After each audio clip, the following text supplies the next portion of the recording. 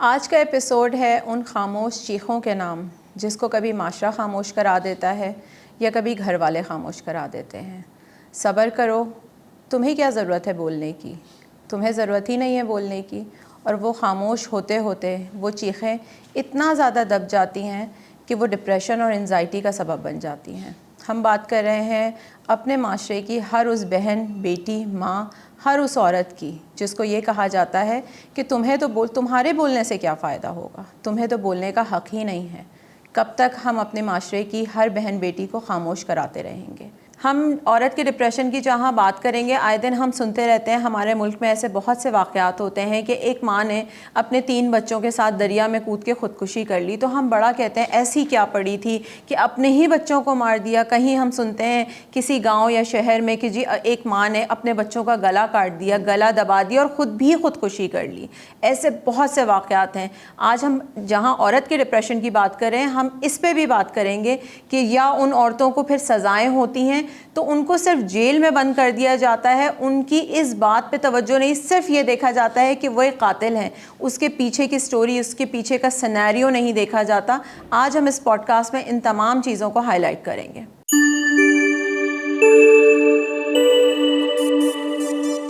अस्सलाम वालेकुम everyone, this is chatterbox by Nadia.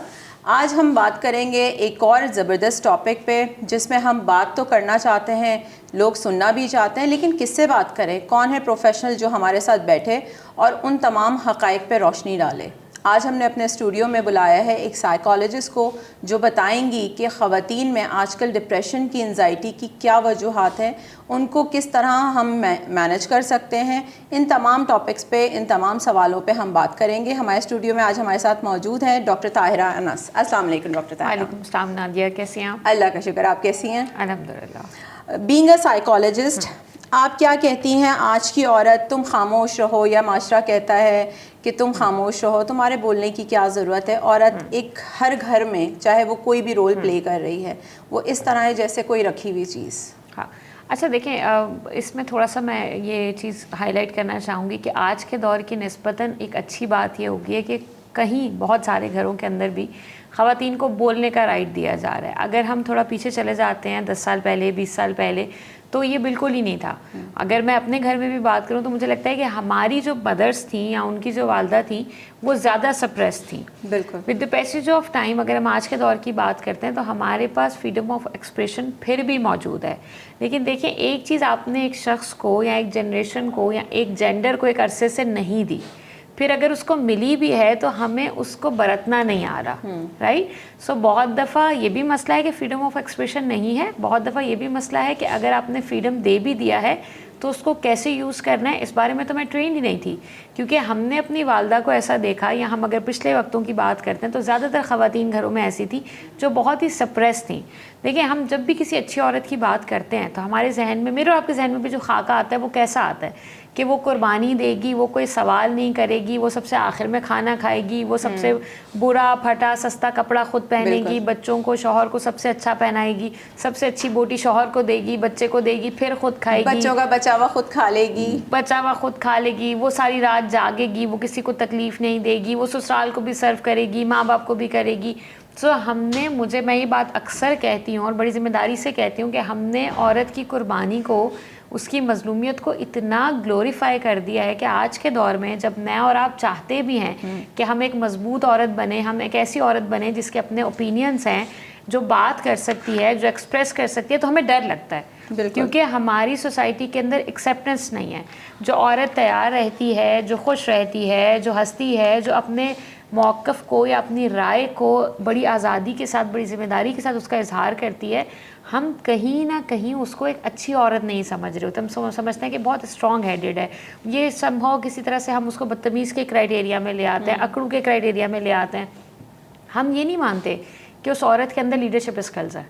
वही स्किल्स अगर एक आदमी में है तो हम मानते हैं कि ये लीडरशिप स्किल्स है। वही स्किल सेट अगर खातून के अंदर है तो हम समझते हैं कि ये शायद बदतमीज़ है, इसकी तरबियत ठीक नहीं हुई, या ये बहुत ज़्यादा जो है वो बोलती है, बिला वजह बोलती है। सो मुझे लगता है कि ये समझने की बहुत ज़्यादा ज़रूरत है। और इसमें मैं सिर्फ मर्दों को इसकी ज़िम्मेदारी नहीं देती, हम ख़वातीन भी।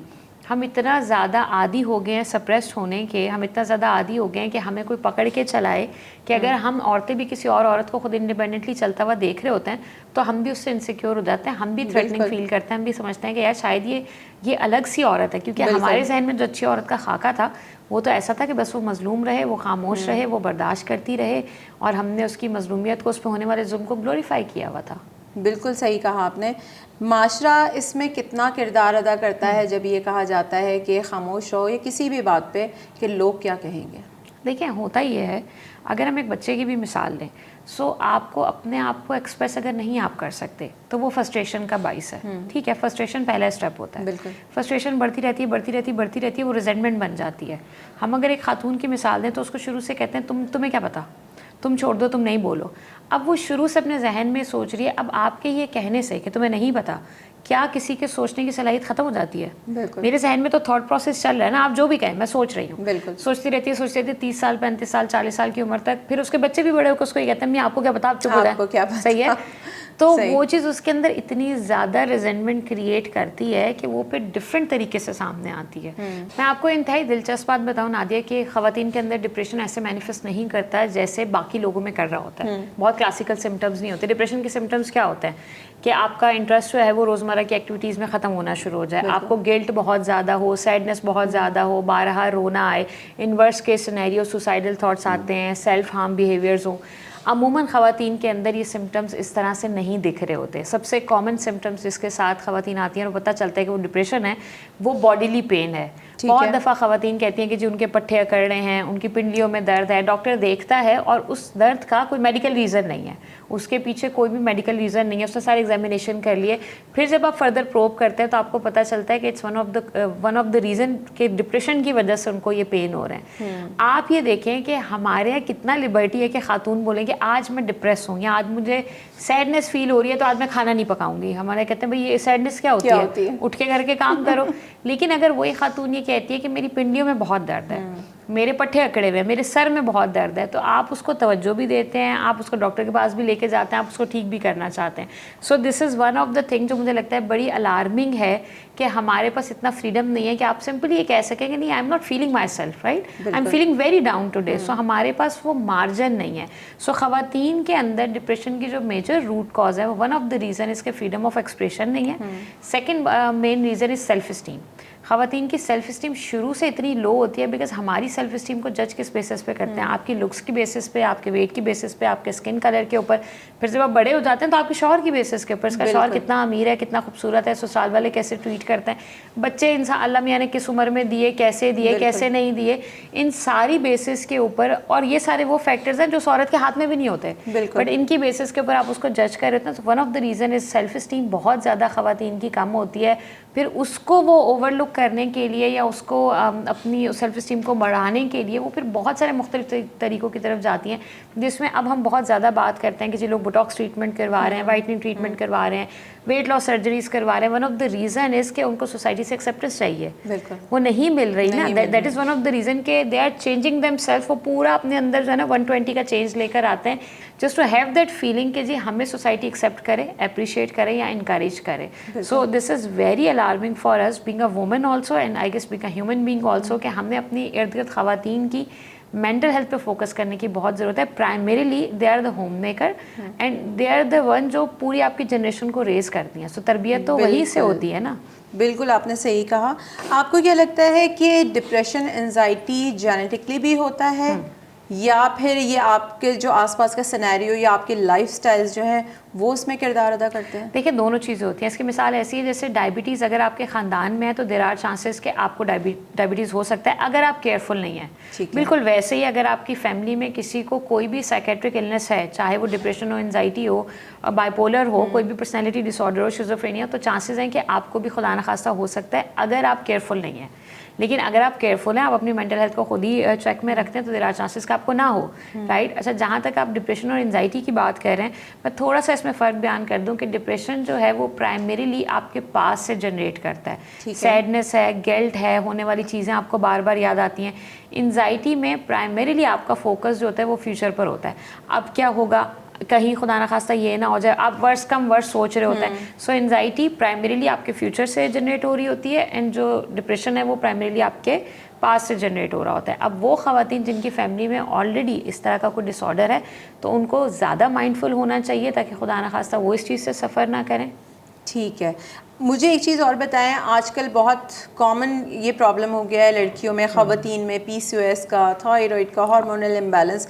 क्या ये दो अलग अलग, वैसे तो अगर देखा जाए तो ये एक अलग चीज़ है, लेकिन क्या स्ट्रेस डिप्रेशन भी बहुत बड़ी वजह है इन तमाम चीज़ों की?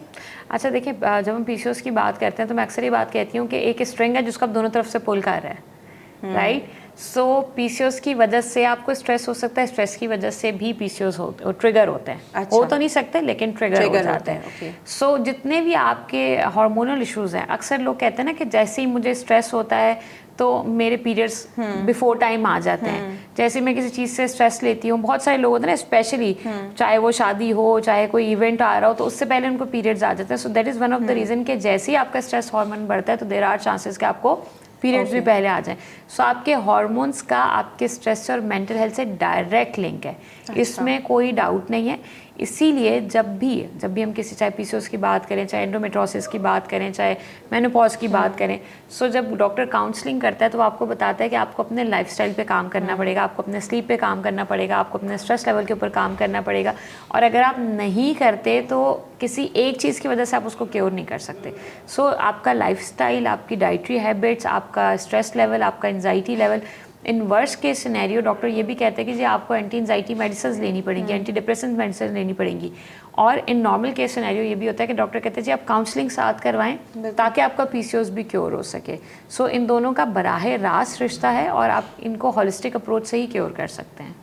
आजकल जैसे ख़वातीन में बहुत 30s में देखा जा रहा है, प्री मेनोपॉज के इश्यूज हो रहे हैं और उनके जो सिम्टम्स हैं बहुत ज़्यादा वर्स्ट हैं। ब्रेन फॉग होना, डिप्रेशन, एंजाइटी होना, वेट गेन होना, और उसकी वजह से उनका कॉन्फिडेंस भी शेक कर रहा होता है।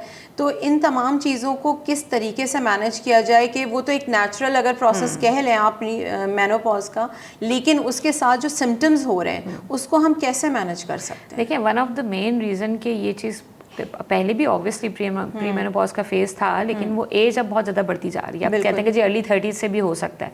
One of the reason is lifestyle, right. उस लाइफस्टाइल के अंदर आई वोंट से कि जी हम बाहर का खाना खाते हैं, बहुत सारे आपको ऐसे भी लोग नज़र आते होंगे। इनफैक्ट गायनी बहुत सारे ऐसे इनसेंसिटिव स्टेटमेंट्स दे रहे होते हैं। I don't want to be one of them, but मुझे लगता है कि जब हम लाइफस्टाइल की बात कर रहे हैं तो उसमें आपकी स्लीपिंग हैबिट्स भी हैं, डाइटरी हैबिट्स भी हैं, उसमें आपका स्ट्रेस लेवल का भी है, एंजाइटी डिप्रेशन का भी है। सो एक हॉलिस्टिक अप्रोच है जिस पर आपको काम करने की ज़रूरत है। प्री मेनोपॉज का जो फेज़ है वो बिल्कुल नेचुरल है, लेकिन अनफॉर्चुनेटली नादिया हमारे यहाँ लोग उसके बारे में ना ही तो सेंसिटाइज हैं और ना ही एजुकेटेड हैं।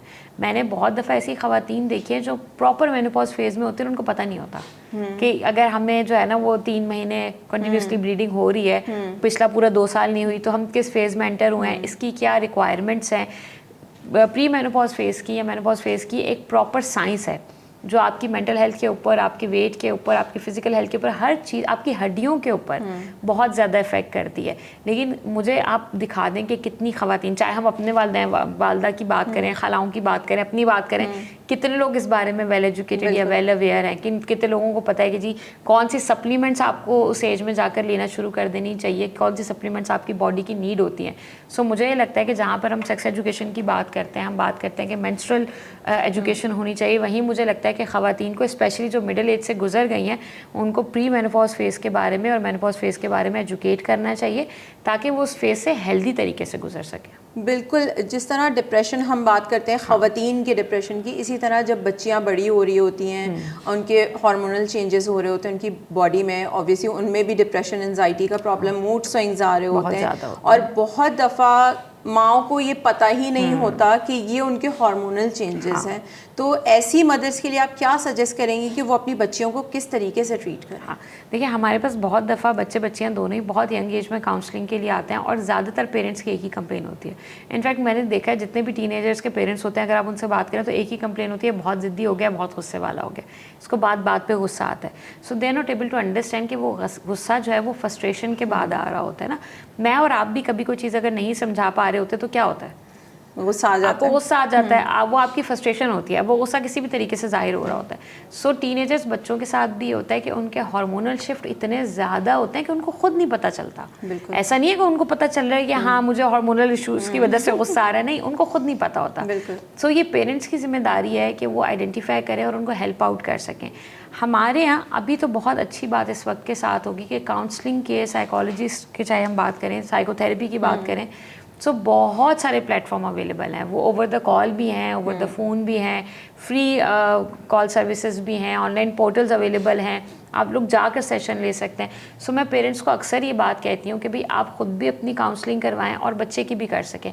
अनफॉर्चुनेटली नादिया, हमारे यहाँ अगर आपके कोई जेनिटोरियल स्टाफ भी है ना, उसका भी इंटरव्यू होता है, उसका भी रिटन टेस्ट होता है, फिर उसको अपॉइंटमेंट मिलती है। मैं हमेशा कहती हूँ कि 2 चीज़ें ऐसी हैं पाकिस्तान में जिसको करने के लिए कोई रिक्वायरमेंट नहीं है, एक शादी और दूसरा बच्चा पैदा करना। बिल्कुल। अगर आपके अंदर कुदरती सलाहियत है तो आप दोनों काम कर सकते हैं, कोई आपको नहीं पूछता कि भाई आप इस काबिल हैं, आपके अंदर सलाहियत है, आपके अंदर टेम्परामेंट है।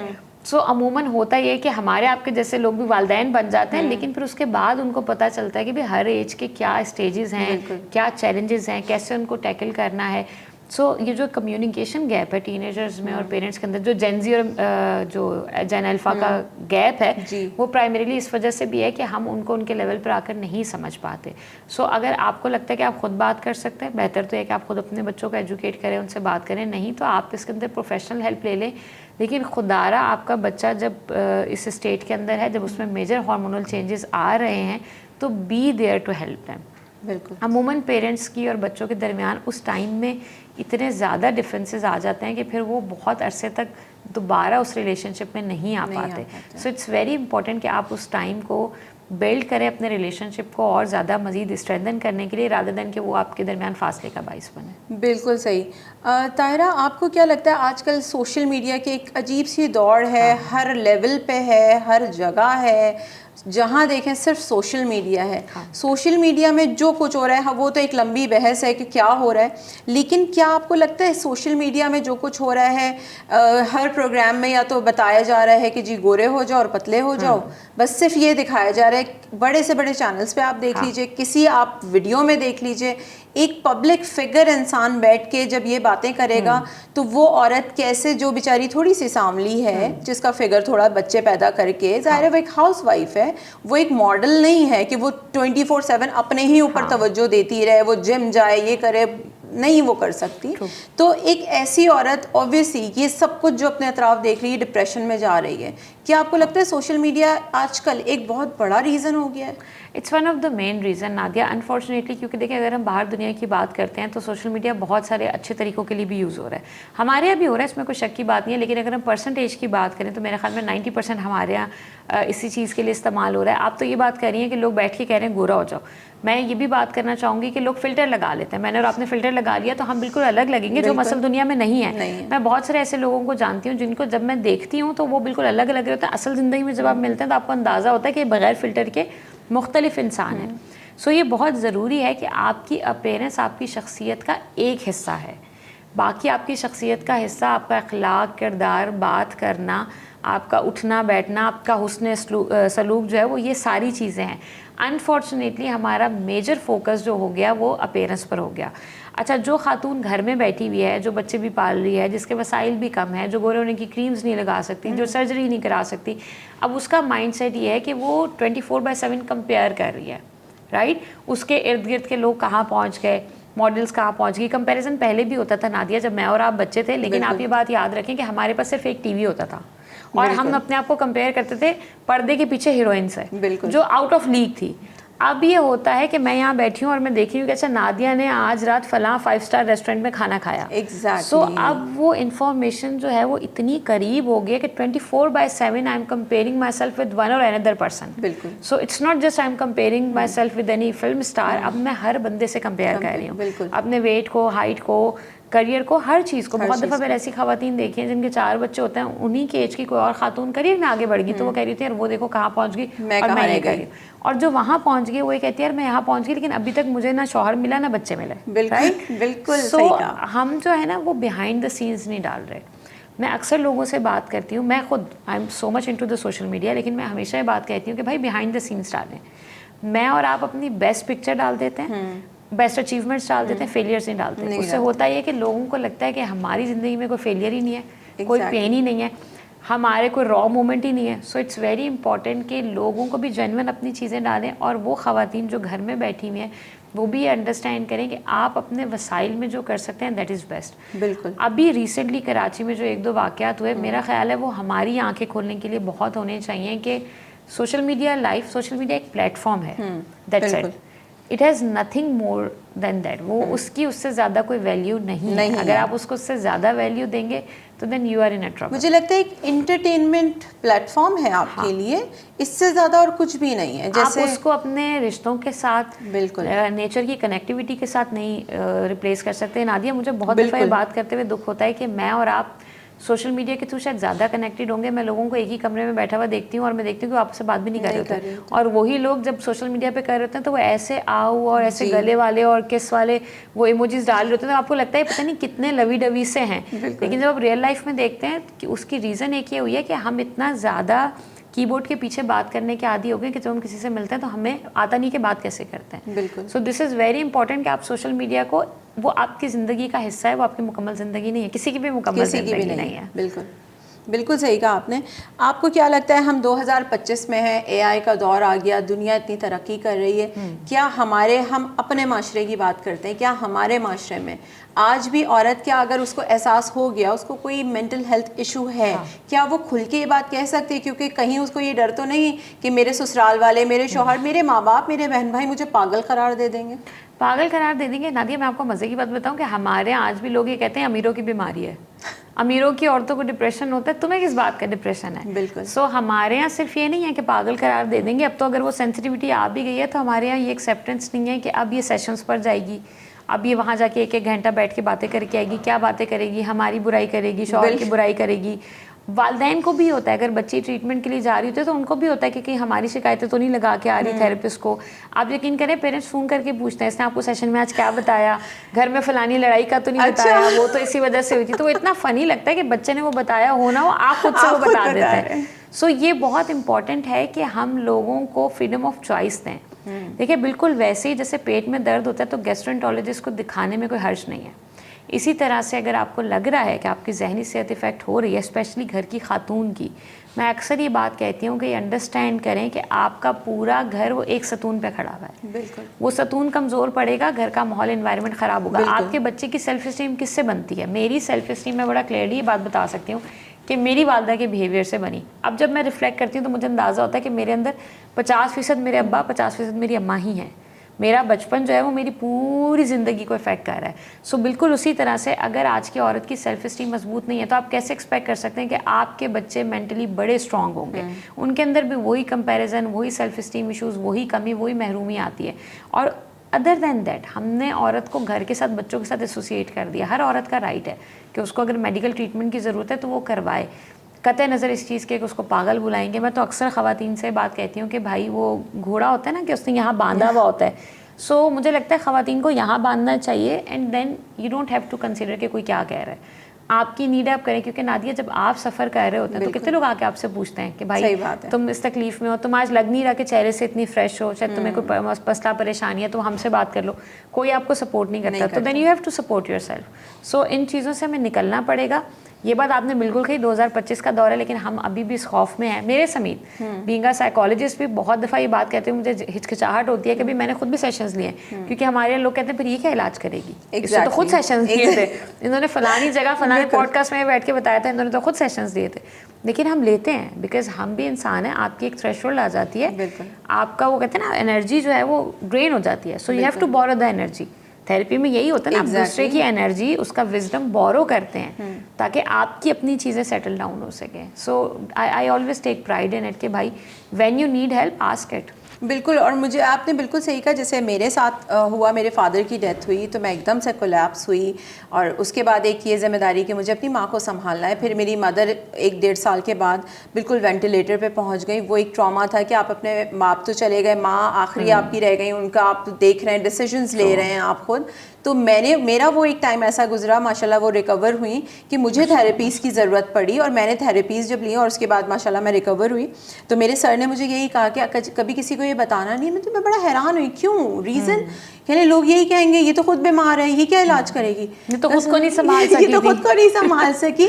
बिल्कुल आपने सही कहा, हर इंसान की लाइफ में फेजेस आते हैं, और हमें जैसे मैं ताहिरा आप भी इससे एग्री करेंगी, सोशल मीडिया पे फेसबुक पे बहुत सारे पेजेस बने हुए हैं, साइकोलॉजिस्ट उसमें पता नहीं वो हैं या नहीं हैं, आई डोंट नो, लेकिन वो इससे रिलेटेड, और मैं बहुत हैरान होती हूँ कि लोग अपने सवाल एक वहाँ फेसबुक के एक पेज पे, जहाँ उनको खुद नहीं पता जो जवाब दे रहा है वो वाकई साइकोलॉजिस्ट है या नहीं है, लोग वहाँ पे सवाल कर रहे होते हैं।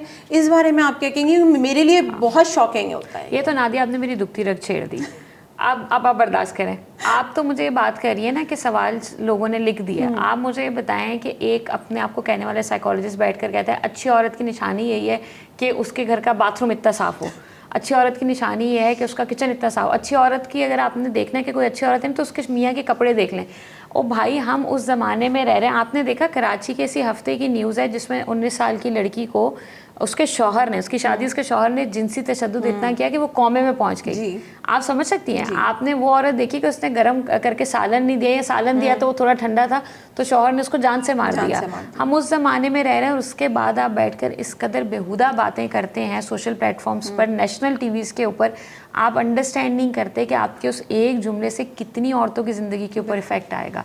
मैं और आप तो कुछ भी कह के ये कैमरा बंद करके चले जाएंगे, लेकिन जो लोग सुन रहे हैं, और हमारे माशरे के अंदर जहाँ पर वैसे ही इतने जहनी मरीज़ लोग बैठे हुए हैं, और हमारे यहाँ तो ट्रीटमेंट ही है ना, शादी करा दो।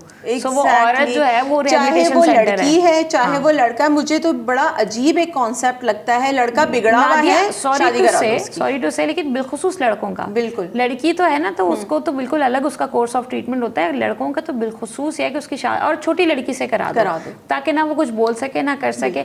उसके बाद मैं और आप यहाँ बैठ के कहें कि अच्छी औरत, भाई जो बंदा डिप्रेशन में होता है उसके अंदर इतनी सकत नहीं होती नादिया कि वो उठ के अपना मुंह धो ले। क्या आप समझ सकते हैं? मेरे और आपके लिए ये बात करना कि डिप्रेशन क्या होता है बहुत आसान है। आपने जैसे अपना बताया, I have been to that depression phase, जिस लाइफ के उस फेज के अंदर आई कैन रिकॉल कि आपका उठ के अपना मुंह धोने को दिल नहीं करता। सो आप एक्सपेक्ट कर रहे हैं कि मेरा बाथरूम, मेरे मियाँ के कपड़े, मेरा किचन जो है वो बताएगा कि मैं अच्छी, आप उस एक हफ्ते पे लगा दें मेरे ऊपर लेबल कि मैं अच्छी औरत नहीं हूँ। सो आई डोंट केयर। और मुझे इस चीज़ पर होता है कि भाई सोशल मीडिया के ऊपर जब आप बैठते हैं, या इवन नेशनल टीवी पर भी, you need to be very careful. और अगर आपको किसी चीज़ का नहीं पता जवाब, तो इसमें कोई शर्म नहीं है, आप कह दें कि नादिया इस सवाल का जवाब मुझे नहीं पता, या इस सवाल के जवाब में मैं बीइंग अ वुमेन तो जवाब दे सकती हूँ, बीइंग अ साइकोलॉजिस्ट नहीं दे सकती। सो ये जो नफ्सियात है जिसमें शौहर के कपड़ों से, बाथरूम से, किचन से पता चलता है, मैंने ये नफ्सियात कभी नहीं पढ़ी, सही है, किसी किताब में नहीं है। आइंदा अगर आपको कोई ऐसी बात करे तो उनसे रेफरेंस ज़रूर लें। सो सोशल मीडिया की बहुत अच्छी बात है कि लोग सेंसिटाइज हो रहे हैं, इन टॉपिक्स पे बात कर रहे हैं, लेकिन बुरी बात यह है कि हमने इन बीमारियों को या तो ग्लोरीफाई कर दिया या अंडर एस्टिमेट कर दिया। ज़रा सी बात होती है कप ऐसे नहीं ऐसे रखें, मुझे तो OCD है, नहीं ऐसा OCD नहीं होता। OCD इस कदर पेनफुल बीमारी है कि आप तसव्वुर नहीं कर सकते। अच्छा। जिसको होती है उसकी पूरी ज़िंदगी इफेक्ट। आप मुझे बताएं ना कि अगर आपको 15 मिनट में 50 दफ़ा हाथ धोने हो साबुन से, तो आपकी स्किन का क्या हाल होगा, आपकी जहन का क्या हाल होगा, आपकी बाकी लाइफस्टाइल के ऊपर कितना इफेक्ट करेगा। सो सिर्फ कप की पोजीशन ही डिसाइड नहीं करती कि आपको OCD है। सो ये बहुत पेनफुल बीमारियाँ होती हैं, चाहे डिप्रेशन हो चाहे एंजाइटी हो। और जब हम इनके बारे में बात करते हैं, हमें बहुत रिस्पॉन्सिबल होकर बात करनी चाहिए। इस तरह के मजाक करना, इस तरह की पोस्ट, इस तरह की बातें कहना कि औरत को इस तरह से जज करें, भाई आपको औरत को नहीं जज करना चाहिए। आपके कपड़े आपकी निफासत को डिफ़ाइन करते हैं, आपकी माँ, बहन, बेटी, बीवी की निफासत को बिल्कुल डिफ़ाइन नहीं करते। बिल्कुल। एक बड़ा इंटरेस्टिंग सवाल, क्योंकि मेरे पास भी जब काउंसलिंग के लिए लोग आते हैं, या मैं अक्सर लोगों से ये बात करती हूँ, या हम अपनी वर्कशॉप में ये अवेयरनेस देते हैं कि भाई मेंटल हेल्थ एक बीमारी है, जिस तरह हार्ट प्रॉब्लम होता है, किडनी, डायबिटीज़, ये एक बीमारी है। अक्सर आपने भी यकीनन सुना होगा कि जी कोई बीमार है, आप नमाज़ पढ़ो, तुमने नमाज़ छोड़ दी इसलिए। बेशक अल्लाह ताला ने कहा है नमाज में सुकून है, कुरान की तिलावत में सुकून है, लेकिन अल्लाह ने ये भी कहा है कि पहले दवा करो फिर उसके बाद दुआ करो। मैं इसकी मिसाल इस तरह अक्सर लोगों को मैं मिसाल ये देती हूँ, और अक्सर लोग मेरी वर्कशॉप पे हंस रहे होते हैं कि जी अगर किसी को हार्ट अटैक हुआ है तो आप उसको इमरजेंसी में हॉस्पिटल ले जाएंगे, या आप उसको कहेंगे वजू करके आप जानमाज पे खड़े हो जाओ। क्यों? क्योंकि बेसिक उसका क्या है, लोगों को मेंटल हेल्थ नहीं पता। स्ट्रेस डिप्रेशन अपने आप में खुद कितनी तकलीफदेह चीज़ है, लोगों को ये बात ही नहीं पता है और अभी तक ये अवेयरनेस नहीं है। क्या आपके पास ऐसे केसेस आते हैं? बहुत सारे आते हैं, और स्पेशली जब से मेरे बेटे का डायग्नोसिस हुआ तो लोग मुझे कहते हैं आप इसकी थेरेपिस्ट छुड़वा के ना इसको वो नए से नए वजीफ़ा बताते हैं।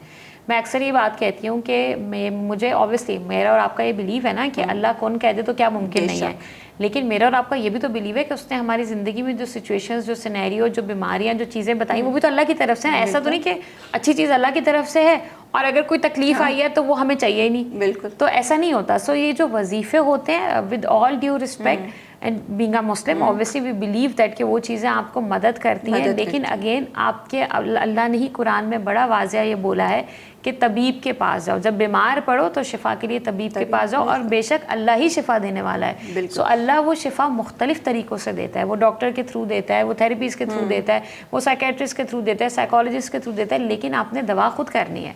वो कहता है कि वसीला वो बनाता है, लेकिन आपने चूज़ खुद करना है। सो हमारे यहाँ जो एक नया ट्रेंड चला है कि आप इन कारी की आवाज़ में ये सूरत सुन लें, ये करें, ये सुननी चाहिए, ये सारी सूरतें आपको रिगार्डलेस ऑफ किसी कंडीशन के भी सारा दिन हर वक्त सुननी चाहिए जितना आप सुन सकते हैं। नमाज आपको वैसे भी पढ़नी चाहिए, लेकिन जैसे आपने कहा बिल्कुल सही मिसाल दी कि अगर किसी को कोई हार्ट अटैक होगा या किसी को गैस्ट्रिक पेन, किसी का अपेंडिक्स का दर्द उठेगा, तो आप उस वक्त सूरह रहमान लगाने के बजाय आप उसको पहले अस्पताल ले जाएंगे और फिर वहाँ जाके साथ में सूरह रहमान भी लगा दीजिए, रास्ते में लगा दीजिए, कोई मसला नहीं है, लेकिन पहले आप भागेंगे इमरजेंसी की तरफ। सो ये बहुत ज़रूरी है। जब डिप्रेशन, एंजाइटी, स्ट्रेस की बात करते हैं तो मदद ज़रूर हासिल करें। हमने आज तक इस चीज़ को इतना ज़्यादा जो है ना वो बुरा समझा हुआ है कि साइकोलॉजिस्ट के पास चले जाएंगे तो पागल है। पागल के अलावा बहुत सारे लोगों का मसला होता है कि 3,000 या 4,000 हम आपको देके सिर्फ आपसे बातें करें, तो बातें तो मैं मियाँ से कर लूँगी, दोस्त से कर लूँगी। सो ये समझना कि थेरेपी में सिर्फ बातें नहीं होती, मतलब हम सिर्फ बातें नहीं करते, उसको बातों का इलाज इसलिए कहते हैं क्योंकि वर्बली होता है। बिल्कुल। सो उसमें कोई इंस्ट्रूमेंट, कोई दवाई इन्वॉल्व नहीं है, लेकिन वो बातें ऐसी होती हैं। मैं अक्सर ये मिसाल देती हूँ कि जैसे आपकी विंड स्क्रीन पर फॉग आ जाती है, सही है, तो डिप्रेशन या कोई भी मेंटल इलनेस है वो फॉग की तरह होती है। थेरेपिस्ट क्या करता है, वो फॉग हटा देता है, सब आपको क्लियर दिख रहा है, फिर आप फैसला करते हैं कि मैंने सीधे हाथ पे जाना है या उल्टे हाथ पे जाना है। थेरेपिस्ट आपकी जगह पर फैसला नहीं करता, फैसला करने की सलाहियत आपकी ही रहती है। वो बस आपको रास्ता दिखा देता है कि भाई रास्ता इतना वाज़िया है, अब ये तकलीफ से है या आसान है, जो तुम चूज़ करना चाहो करो, मैं तुम्हारे साथ हूँ, उसको फैसिलिटेट करता है। सो ये बहुत ज़रूरी है कि आपको थेरेपिस्ट का कॉन्सेप्ट पता हो, थेरेपी का। एंड देन अगेन हमारे यहाँ हर दूसरा बंदा थेरेपिस्ट है, हर दूसरा बंदा लाइफ कोच है, हर दूसरा बंदा किसी वजह से कोई प्रैक्टिशनर बन रहा है, मतलब इस तरह की टर्मिनोलॉजीज आ गई हैं जो मुझे पता भी नहीं है। सो ये बहुत इंपॉर्टेंट है कि जब आप किसी के पास जाएँ, do a background check, ask them. आपका राइट बनता है आप उनसे पूछें कि जी आपकी क्या डिग्री है, आपने कहाँ से की है, और आप मुझसे कितना चार्ज करेंगे, क्या टाइम देंगे, ये आपके राइट बनते हैं। और ये सवाल आप ज़रूर करें, चाहे साइकोलॉजिस्ट से करें, चाहे साइकाइट्रिस्ट से करें, और देन फिर आप अपना ट्रीटमेंट खुद चूज़ करके उसको स्टार्ट करें। सो अंधेरे में अपने आप को ना रखें। बिल्कुल, आपने ये सही कहा कि हम ये खुद भी अपने आप में थोड़ा मेहनत नहीं करते। किसी जिसने कहा वो साइकोलॉजिस्ट है, जिसने कहा हम एक्सपर्ट हैं, हम मान के पहुंच जाते हैं। जैसे पिछले दिनों एक वीडियो मेरे सामने से एक रील गुजरी, वो खुद साइकोलॉजिस्ट हैं और वो बात कर रही थी हिप्नोथेरेपी के बारे में कि किस तरीके से सेशन लिया जाता है, क्या किया जाता है। तो मैं बहुत हैरान हुई क्योंकि मैं खुद एक माइंड साइंसेस स्पेशलिस्ट हूँ, ठीक है। मुझे मालूम है कि hypnotherapy is not a game, ठीक है।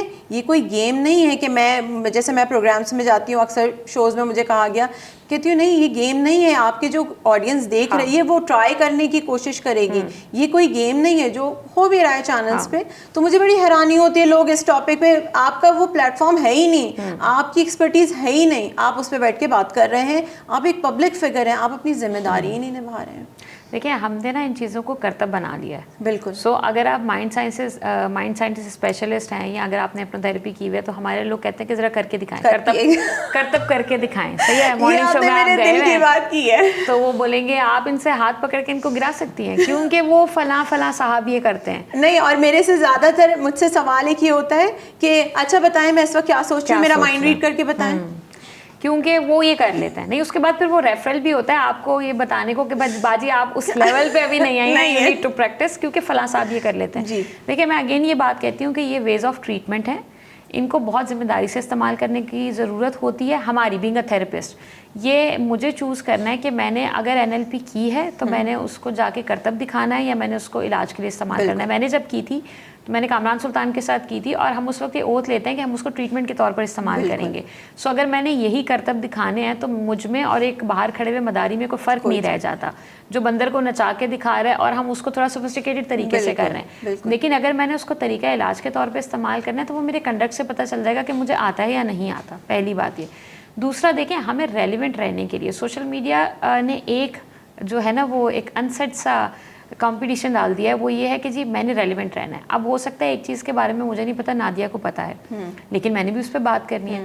बिल्कुल उसी तरह जैसे कोई इवेंट होता है और उसके बारे में फिर सब लोगों ने बात शुरू कर दी है just to stay relevant. So we also need to understand कि मेरी एक नीश है, मेरी एक एक्सपर्टीज़ है, मैं उससे बियॉन्ड नहीं जानती, मैं उससे बियॉन्ड नहीं बात कर सकती। So let's normalise it, normalise saying कि जी मुझे ये नहीं पता, या इस बारे में मुझसे ज़्यादा नादिया जानती हैं, आप इनसे पूछ लीजिए। हमारे यहाँ ये नहीं होता, हमारे यहाँ मुझे कैमरे के सामने ज़्यादा से ज़्यादा रहना है। पीछे आप सॉफ्ट सा म्यूज़िक लगा लें, वो कल हो ना हो का इंस्ट्रूमेंटल चला लें, और आगे आप बैठ के कुछ भी बोल दें, कुछ भी बोल दें, कितना भी तैयार हो के आप जैसा भी बोल दें, नोबडी केयर्स। लोग उसको ठक ठक करके शेयर करते हैं। बहुत दफ़ा मैंने ऐसे देखा कि बहुत सारी रिलीजियस हस्तियों के बारे में कहा जाता है कि उन्होंने फरमाया था जो कि उन्होंने नहीं फरमाया था, उनको खुद भी नहीं पता होगा। बहुत सारी साइकोलॉजी के बारे में कहते हैं कि जी फलां बुक में ये लिखा हुआ है या हमने ये पढ़ा, नहीं, ऐसा कुछ भी नहीं है। जैसे मैंने आपसे पहले भी कहा कि ये बहुत जिम्मेदारी का काम है, और मैं अक्सर ये बात कहती हूँ कि हमें इस चीज़ का जवाब देना पड़ेगा आखिरत के अंदर। सो जब आप कोई बात करें, बिकॉज आप मशवरा दे रहे हैं, सो आपके मशवरे पे अगर कोई उसका कोई हल निकालता है, उस मशवरे पे कोई चलता है और उसको कोई नुकसान होता है, सो उसका गुनाह किसको मिलेगा, उसका जवाब किसको देना पड़ेगा। तो ताहिरा, मैं आपसे एक चीज़ पूछना चाहूँगी। हमारे यहाँ बहुत सारे ऐसे केसेस होते हैं, न्यूज़ में हम देखते हैं कि एक औरत ने अपने बच्चों को मार दिया और ख़ुद भी खुदकुशी कर ली और उसको जेल हो गई। अगर वो पकड़ी गई, जिंदा खुद रह गई, तो उसको जेल हो गई। क्या इन तमाम चीज़ों के पीछे भी औरत के डिप्रेशन, एंजाइटी वजूहात होती हैं? देखिए, जब भी हम सुसाइड की बात करते हैं, सेल्फ हार्म एटीट्यूड की बात करते हैं, तो वो टिप होती है, वो आइसबर्ग की टिप होती है जो ऊपर दिख रही होती है। उससे पहले पूरा एक सिनेरियो होता है, बहुत सारे रेड फ्लैग्स जिसको हम कहते हैं आम अल्फाज के अंदर, वो बार बार बैक एंड फोर्थ दिख रहे होते हैं। वो औरत लड़ रही है, वो चिल्ला रही है, वो रो रही है, वो दिनों खाना नहीं खा रही, वो बच्चे नहीं संभाल रही, वो खुद अपना ख्याल नहीं रख पा रही, उसकी हाइजीन ख़राब हो रही है, बच्चों की हाइजीन ख़राब हो रही है। लेकिन ये वो सारी चीज़ें जब हम सुनते हैं तो हम कहते हैं ये औरत जो है ना, ये निकम्मी है, ये काम नहीं करना चाहती, ये सुस्त है, इस वजह से ये सब कर रही है। हम ये नहीं समझ पाते, हम ये नहीं देख पाते कि उसके मेंटल हेल्थ इश्यूज़ के अंदर उसके अंदर दिख रहे हैं। अगर उसने सुसाइड अटेम्प्ट की और वो उसके नतीजे में फौत हो गई, तो फिर तो वो चैप्टर ही क्लोज हो गया ना। अब तो उस बारे में बिल्कुल ही कोई बात नहीं करता कि उसकी क्या मेंटल हेल्थ थी, क्यों हुआ, और उसकी जिम्मेदारी भी कोई नहीं लेता, क्योंकि हमारे यहाँ nobody is ready for that. बिल्कुल। लेकिन अगर वो औरत बच गई तो उसके बाद क्या होता है जी? वो आपके जेल में जाती है। हमारे यहाँ जो जेल का सिस्टम है, कराची के अगर मैं सेंट्रल जेल के अलावा बात करूँ तो वो बहुत ही कॉम्प्रोमाइज़ सा है। अगर तो वो दारुल अमान जाती है तो लाइफ बहुत ही मिजरेबल है। दारुल अमान हमारे यहाँ सखर में है, लाड़काना में है, हैदराबाद में है। मेरा नहीं ख्याल कि आप वहाँ जाना भी चाहेंगी देखने के लिए भी। लेकिन हाँ, जब हम कराची जेल की बात करते हैं तो with the passage of time उनका अंदर का environment has become really good, right. उन्होंने इस चीज़ के ऊपर काम किया है कि रिहेबिलिटेशन हो। देखिए, बहुत दफ़ा मैं बात करती हूँ कि हमारे यहाँ मुजरिम जुर्म करने के बाद जेल जाता है और वो उससे थोड़ा और ही बड़ा मुजरिम बनकर आता है। बिल्कुल। द रीज़न इसके अंदर कनेक्टिविटी भी है, वो और लोगों से मिल रहा है जो उस एरिया में एक्सपर्ट भी हैं, जो बार बार एक काम कर रहे हैं, तो वो और ही मोटिवेटेड निकलता है कि यार इस दफ़ा थोड़ा बड़ा क्राइम करूँगा। लेकिन जब हम ख़वातीन के जेल की बात करते हैं तो एक अच्छी बात ये लगती है कि उन्होंने अंदर ख़वातीन को कोशिश की है कि कंस्ट्रक्टिवली बिजी रखें। अच्छा। अब वो उनको ब्यूटिशियन का कोर्स करा रहे होते हैं, सिलाई कढ़ाई करवा रहे होते हैं, कंप्यूटर के कोर्सेज करा रहे होते हैं, रिक्रिएशनल एक्टिविटीज़ के ऊपर काम कर रहे होते हैं। लेकिन हमारे यहाँ कितनी % ख़वातीन हैं जो जेल तक पहुँच पाती हैं? ठीक है, उससे पहले के जो स्टेप्स हैं वो बहुत ही कम हैं। कराची के अंदर अगर आप बात करें तो हमारे पास जो कराची सेंट्रल जेल है फॉर वुमेन, उसके अंदर मेरा ख्याल है कोई 150 ख़वातीन है। अच्छा, राइट। ज़्यादातर ऐसी हैं जो मर्डर के केसेस के अंदर हैं, बहुत कम ऐसी हैं जो किसी और केस में। मेरे ख्याल में 90% केसेस ख़वातीन ऐसे हैं वहाँ पर जिन्होंने मर्डर किया हुआ, या तो शौहर का, या बाप का, या भाई का, या बेटे का, या बॉयफ्रेंड का। ज़्यादातर जो मर्डर के केसेस हैं वो ऐसे ही हैं जो जिसमें उन्होंने किसी मेल फिगर को मर्डर किया हुआ है। फिर उनका रिहेबिलिटेशन का एक प्रॉपर प्रोसेस होता है और उसके अलावा कोशिश की जाती है कि वो दोबारा सोसाइटी में चली जाएँ। जो मर्डर के केसेस के अंदर ख़वातीन हैं मोस्टली उनको उम्र कैद हुई भी है, सो वो दोबारा सोसाइटी में जाती ही नहीं है। तो वो तो वहीं रह रही हैं और उसके बाद यह कि उम्र कैद, चूँकि अब फांसी नहीं होती है, सो वो उनकी उम्र कैद के अंदर शिफ्ट हो जाता है। सो ये बहुत ज़रूरी है कि उससे पहले जो खातून घर में है, मेरे और आपकी तरह काम कर रही है, उन ख़वातीन के रेड फ्लैग्स पर भी काम किया जाए ताकि वो उस लेवल तक नहीं जाएं। बिल्कुल। ये न्यूज़ सुन सुन के हम इतना ज़्यादा नादिया डिसेंसिटाइज हो गए हैं कि आप और मैं भी अगर देखते ना कि एक औरत ने 4 बच्चे लिए ट्रेन के नीचे लेट गई, तो हम इस बारे में नहीं सोचते कि क्या रीज़न हुआ होगा। मेरे और आपके पड़ोस में हो सकता है ऐसी औरतें हों, बिल्कुल, लेकिन हम नहीं झांक कर देखते कि वो किस सिचुएशन से गुजर रही हैं। हमारे लिए वो औरत तो मजलूम है जिसने ट्रेन के नीचे आ गई है, जो टीवी पर आ रही है। मेरी और आपकी अगर भाभी होगी, नंद होगी, वो उसी सिचुएशन से गुजर रही होगी, तो हम कहेंगे नहीं नहीं, वैसे तो पोस्टमार्टम डिप्रेशन होता है लेकिन इसको नहीं है। हाँ, राइट। बिल्कुल। So this is so easy to जज के नहीं, चूँकि मेरा उससे पर्सनल कॉन्फ्लिक्ट है तो मैं कहती नहीं इसको नहीं हो सकता, ये ड्रामा कर रही है। बाकी लोग, औरतों को तो होता है ये ड्रामा कर रही है। सो मैं हमेशा ये बात करती हूँ कि काइंडनेस को ना आप लिमिटेड नहीं करें। ऐसा नहीं होता कि दिन में मैं आपसे बोलूँ कि 8 घंटे तो नादिया मैं बहुत काइंड और बहुत ग्रेसफुल होती हूँ, उसके बाद के 10 घंटे तो मैं बिल्कुल अपनी औकात पर आई होती हूँ। सो ये नहीं होता। If you are kind with everyone. So ये चीज़ इंस्टिल करना बहुत ज़रूरी है। मेरे और आपके गिर्द बहुत सारी औरतें साइलेंटली बहुत बुरी तरह सफ़र कर रही होती हैं, ना वो कह पाती हैं और ना हम देख पाते हैं। हम उनको ना देख कर भी नहीं देख पाते, तो हम उनको हेल्प ऑफर नहीं करते। So it's very easy to say. मैं अगर अपने ऊपर रख के देखो तो मेरे लिए दुनिया में सबसे कीमती चीज़ मेरे बच्चे हैं। बिल्कुल। मैं अक्सर ये बात कहती हूँ कि इट्स वेरी जेन्युइन टू से कि मैं शायद अपने बच्चों के लिए अपनी ज़िंदगी भी सेक्रीफाइस कर दूँ। सो वो माँ जिसने पहले अपने 3 बच्चे 4 बच्चों को अपने हाथों से मारा और उसके बाद अपने आप को मार लिया, तो वो ज़हनी हालत उसकी कितनी ख़राब होगी कि उसने ये फ़ैसला लिया। वरना it's not easy to do. आप मुझे बताएं ना कि हम, मतलब मेरे बच्चे को शायद एक कांटा चुभ जाए तो आपको बहुत देर तक ये अपने ऊपर गुस्सा आता रहता है कि जब ये हुआ तो मैं कहाँ थी। राइट। सो आप अपने बच्चे को खुद अगर अपने हाथों से मार रहे हैं तो ये आसान नहीं होता। सो उस औरत का फ्रेम ऑफ माइंड क्या है, उसका माइंडसेट क्या है, वो किस तकलीफ़ में है, तो बहुत सारे बच्चों को, बहुत सारी औरतों को मैं और आप बचा सकते हैं अगर हम ये कहना छोड़ दें कि अच्छी औरत ऐसी होती है, वैसी होती है। अगर वो घर नहीं संभाल पा रही तो वो निकम्मी है, ये उसकी हठधर्मी है। हो सकता है ये उसकी मेंटल इलनेस हो सकता है अगर वो अपना भी ख्याल नहीं रख पा रही, बच्चे भी नहला धुला नहीं पा रही, तो हो सकता है उसकी जहनी बीमारी है और उसको सिर्फ मदद की ज़रूरत हो। और मैं आपको बताऊँ, टाइमली अगर आप थेरेपीज़ करवाते हैं, ट्रीटमेंट करवाते हैं, सो डिप्रेशन क्योर हो सकता है। बिल्कुल सही। समथिंग जो क्योर नहीं हो सकता। मुझे एक ऐसी चीज़ लगती है कि हम बीइंग अ सोसाइटी, आप एक साइकोलॉजिस्ट हैं, मैं एक माइंड साइंसेस एक्सपर्ट हूँ, क्या ऐसा रोल प्ले करें इस सोसाइटी में, क्या अवेयरनेस लेके आएँ कि लोगों को ये पता हो कि ये एक मेंटल डिसऑर्डर है, इसका इलाज पॉसिबल है, चाहे थेरेपीज़ के ज़रिए, काउंसलिंग के ज़रिए। क्योंकि अब वो जो एक पहला ज़माना था कि लोगों को लगता था कि बस जी दवाएं, डर एक होता था कि जी हमें पूरी उम्र सुन हो जाएंगे, पूरी उम्र दवाएं खानी पड़ेंगी। यकीनन आपके पास भी ऐसे केसेस आते होंगे, मेरे पास भी ऐसे केसेस आते हैं कि सिर्फ जब 1 से 2 सेशन में सिर्फ काउंसलिंग, सिर्फ उनसे वो आप जैसे कहेंगी बातचीत की जाती है, तो वो थेरेपीज़ तक जाते ही नहीं हैं क्योंकि उनको कोई सुनने वाला नहीं है। क्या आज की औरत भी वहीं खड़ी है कि उसको कोई सुनने वाला नहीं है? और हम इस सोसाइटी में कैसे ये अवेयरनेस लाएं कि ये बताने के लिए कि ये एक मेंटल डिसऑर्डर है, इसका इलाज पॉसिबल है? अच्छा देखिए, हमें सुनने वाले तो हैं लेकिन वो सिलेक्टिव लिसनिंग है। मतलब अगर मैं ये अच्छी अच्छी बातें करूं तो शायद मुझे कुछ सुन ले, लेकिन अगर मैं बात करूं कि जी मैं डिप्रेस हूं तो लोग बोलेंगे नहीं ये चैनल नहीं देखना। राइट। सो ये चीज़ है, इस सिलेक्टिव लिसनिंग से निकलना होगा। अनकंडीशनल रिस्पेक्ट और रिगार्ड यही होता है कि नादिया अगर आज हंस के बात कर रही हैं तो मैं सुनने के लिए तैयार हूँ, कल अगर आप रो के बात कर रही हैं तो भी मैं सुनने के लिए तैयार हूँ। ये एक्सेप्टेंस होती है। सो हमारे यहाँ की औरत, हाँ मुझे लगता है कि वक्त के साथ साथ हमने इतना ज़्यादा ग्लोरीफाई कर दिया कि अब हमें लगता है कि वो कंप्लेन नहीं करती, और अगर वो कंप्लेन करती है तो अगेन वो वहीं आकर सुई अटक जाती है कि वो फिर अच्छी औरत नहीं है, क्योंकि मेरी अम्मी कंप्लेन नहीं करती थी, मेरी अम्मी तो पूरा घर संभाल लेती थी, 7 बच्चे भी संभाल लेती थी, उन्होंने सारे बच्चे भी पैदा किए, अकेले किए, सब कर लेती थी, तुमसे क्यों नहीं होता? सो वो जो जजमेंटल एटीट्यूड है वो हमें ख़त्म करना पड़ेगा। दूसरा, औरतों की जिम्मेदारी बनती है, आपको कोई सुने ना सुने आप अपनी बात करें, ये बहुत ज़रूरी है। ये जो हमारे अंदर ये खौफ है ना कि मैं कैसे बोल दूँ, इससे निकल आए।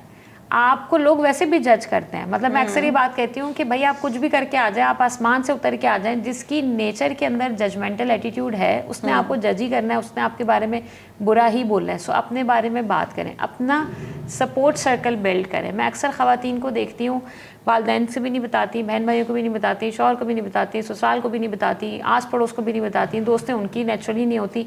ये नहीं करें, अपने साथ ही आप ज़्यादती खुद करते हैं। अपना एक सपोर्ट सिस्टम बना के रखें, कोई 1 2 3 लोग ऐसे हों जिनसे आप बिल्कुल जेन्युइनली अपने दिल की बात करें। मैं ये नहीं कह रही कि आप सारी दुनिया के साथ करें, लेकिन नहीं, 2-1 लोग ऐसे हों जिनके ऊपर आप काउंट कर सकें, जिनको आप बता सकें कि भाई मैं इस कदर तकलीफ़ में हूँ कि मेरे साथ ये होगा। आपको सुसाइडल थॉट्स आ रहे हैं, डेफिनेटली लोग उनमें से किसी 1-2 के साथ शेयर करें।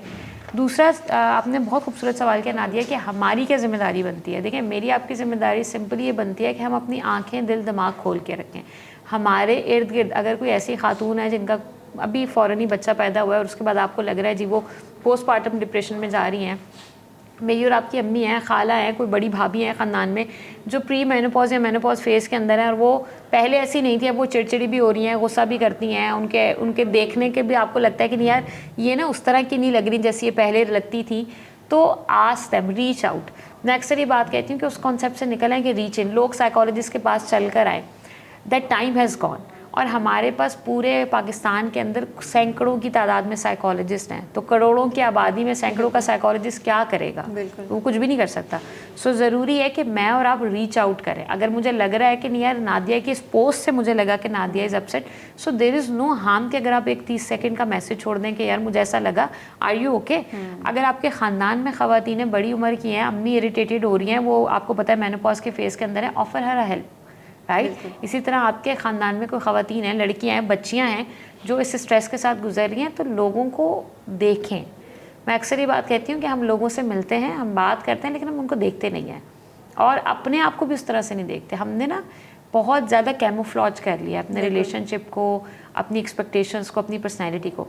सो आपको जेन्युइन होना पड़ेगा और आपको कम्युनिकेट करना पड़ेगा। सो सोशल मीडिया के through, which is a very good thing. I always encourage people के भाई आप मेंटल हेल्थ के बारे में कुछ शेयर कर दें, कुछ लिख दें। अप्रैल जो है वो अप्रैल ऑटिज़म अवेयरनेस मंथ है, मेंटल हेल्थ अवेयरनेस मंथ मैं भूल गई हूँ जब से अब्दुल्ला का डायग्नोसिस हुआ है, लेकिन उन मंथ्स के अंदर आप पोस्ट शेयर कर दें, लोगों को पूछ लें, बता दें। आपने कभी कोई हेल्प ली है तो उसको ओपनली बताएं। उससे होता है कि बाकी लोग इनकरेज होते हैं, उनको एक ये मोटिवेशन मिलती है कि नहीं यार अगर ये हेल्प लेके ठीक हो सकते हैं तो मैं भी हो सकता हूँ। सो दिस इज़ वेरी इंपॉर्टेंट कि अपने कन्वर्सेशन को, अपने कनेक्शन को जेन्युइन रखें। बिल्कुल। आज हमने पूरी कोशिश की कि आपके उन तमाम सवालों के जवाब दें जो शायद आप उससे उस तकलीफ़ से गुज़र रही हैं, लेकिन आपको पता नहीं या आपके घर वाले आपको पता नहीं होने देते। कब तक चुप रहेंगी, कब तक? ये याद रखिए, एक घर की मज़बूत औरत, चाहे वो बेटी है, माँ है, वो मज़बूत होगी तो एक अच्छा ख़ानदान परवान चढ़ा सकेगी। अब वो वक्त गुज़र गया कि जब आप चुप रहें और इस डर से खामोश रहें कि लोग क्या कहेंगे। लोग फिर भी कहते रहेंगे, जैसे कि डॉक्टर ताहिरा ने कहा, लोग फिर भी आपको जज करेंगे। तो इसलिए इस बात से मत डरिए कि लोग क्या कहेंगे। अपने बारे में सोचिए, अपने लिए सोचिए। आपका कोई दोस्त नहीं है, कोई बात नहीं, किसी एक्सपर्ट को अप्रोच कीजिए, किसी साइकोलॉजिस्ट के पास जाइए, उससे बैठ के अपने दिल की बात कीजिए। हर दोस्त से हर गली मोहल्ले में, हर सोशल मीडिया प्लेटफॉर्म पे बैठ के अपने दिल की बातें ना कीजिए, क्योंकि नीम हकीम ख़तरे जान, ये बहुत मशहूर मक़ूला है। तो किसी एक्सपर्ट के पास जाइए जो आपकी बात भी सुनेगा और आपको उस डिप्रेशन, एंजाइटी से निकलने का ज़रिया भी बताएगा। उम्मीद करती हूँ आज का ये पॉडकास्ट आपके बहुत सारे सवालों का जवाब होगा। नेक्स्ट टाइम इसी तरह के एक बहुत अमेजिंग टॉपिक के साथ हाजिर होंगे। Thank you so much doctor Tahira, बहुत शुक्रिया। आपके साथ बैठ के हमने बहुत सारी वो चीज़ें हाईलाइट की जो लोग शायद वाकई सुनना चाहते हैं, लेकिन कोई प्रोफेशनल बैठ के उन टॉपिक्स पे उस तरह बात नहीं करता एक जिम्मेदारी लेके। Thank you so much everyone. This is Nadia Nadeem Alvi, chatterbox by Nadia.